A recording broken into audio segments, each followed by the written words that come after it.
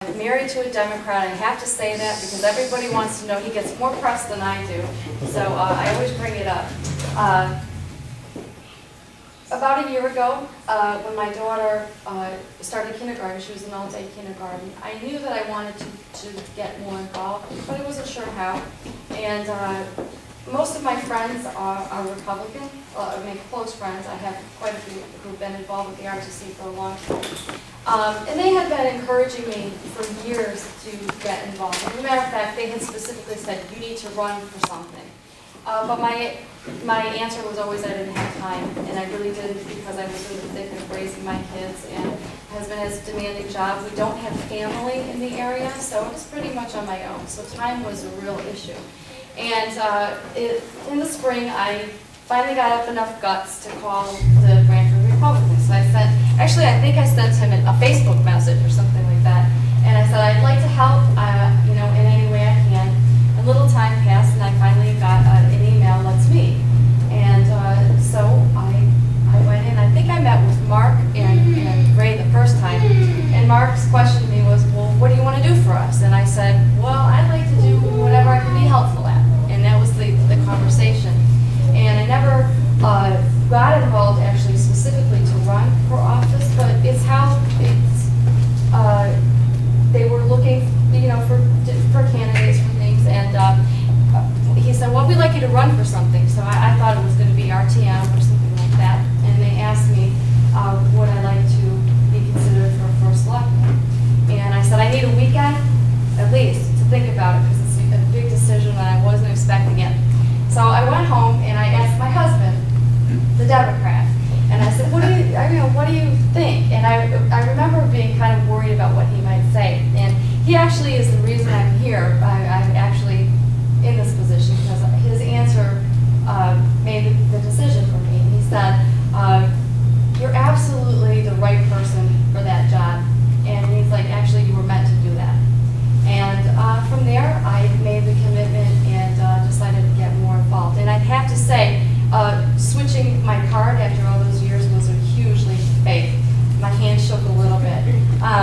But it's been worth it, and it's been a great experience. And my impression of it, of the RTC, is that in the past few months, especially since we really began the campaign in earnest, the RTC has been re-energized. And we've had, our RTC meetings have been standing room only lately. And I would say we have many long-standing RTC members who have been so supportive of me and taking me right under their wing. And I've been there. Frank comes to the train station when we do events down there. Dennis is going to be walking with me in the 5th District. Everybody has been on board. And we have a lot of new people. And they really all work together as a team. And I have to say it's been a really positive experience. And I'm really optimistic about not only this election, but long-term for the RTC.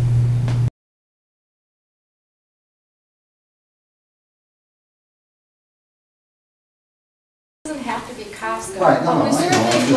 That seems to be the name. Yeah, well, we use the term anchor store, but the issue, you know, a lot of Brantfordites will tell you, and as a young mother, and especially with my kids before they were in school, I was looking. I didn't want to cross the Pew Bridge to get everything I needed, to go to Trader Joe's or to go get.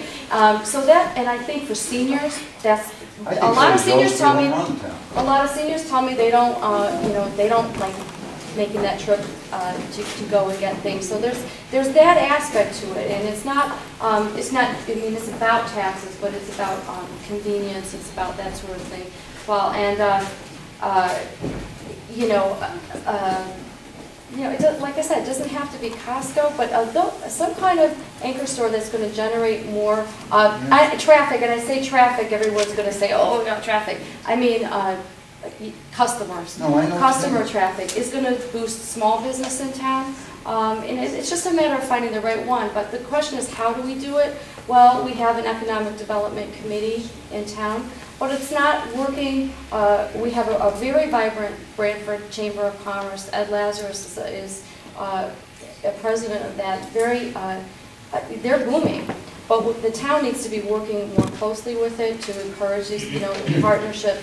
And again, the whole idea that we go on record as being business friendly, I mean, that will go a long way, because the perception is that Branford isn't. And there are a lot of things, big and small, that you can do to facilitate business. Like I said, we mentioned earlier on the town website, there's no handbook.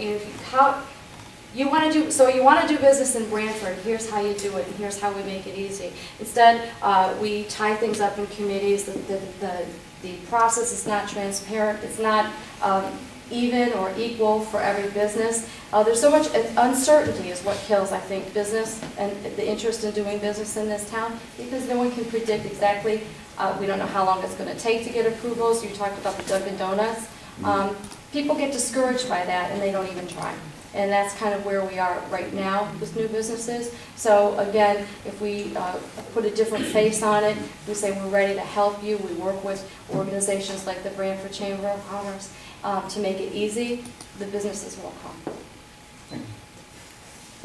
Joyce. I have a Costco card, business member, and I go up there, but there are plenty of things that I shop for in town. Stationery here, you can't get stationery like that at Costco. So there are plenty. I support many of the small businesses in town. So I agree with you on that. It doesn't necessarily, an anchor store is not necessarily a death knell for small businesses in town, but you have to be concerned about that. I do wonder, you mentioned that tax incentive for the landlords. I just wonder to what extent, at what point they price themselves out of the market and they have to lower it just as a matter of market forces. Well, what happens, Joy, is we have 3 stores in town, like they've been empty for over a year. And they're still, the landlords are still paying taxes on that property.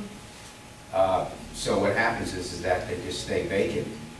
And with our Economic Development Commission, they are going out actively seeking people to rent these and offering the landlords of the tax. Well, I think it's interesting because I see that as being, potentially one role that the Economic Development Commission can play. And there are a lot of things they can do, but I think the larger point is to enable them to do that, and having someone in the first selectman's office who gives them the latitude to do those kind of things, because they have every interest in boosting business instead of being an impediment, being a facilitator.